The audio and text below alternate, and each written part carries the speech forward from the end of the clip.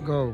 Hi friend ko, it's me Larrick and welcome back sa ating YouTube channel. At para safe ang ating channel kasi na-reuse content tayo, gagawa ako ng mga road vlogs lamang.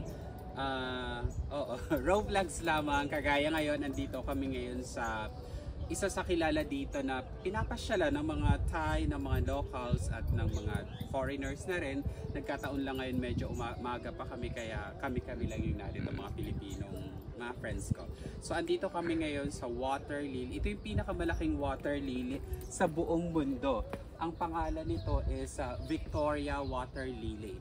Actually parang sabi nung may-ari, nakakwentuhan ko siya, galing pa daw sa Africa yung seeds nito. Ito, so sobrang ganda niya. Ang lalaki ng kanyang dahon.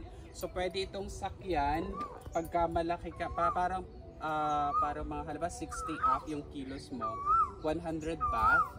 Pagka bata, 50 baht. Ayan, sobrang lalaki, ang lalaki ng dahon, tapos ang gaganda ng flowers.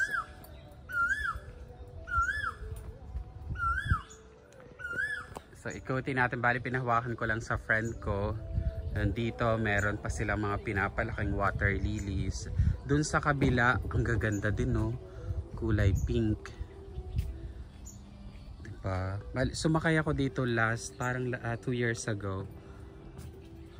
Ang ganda niya. Ito yung prices. 100 baht sa medyo sa matanda, 50 sa bata.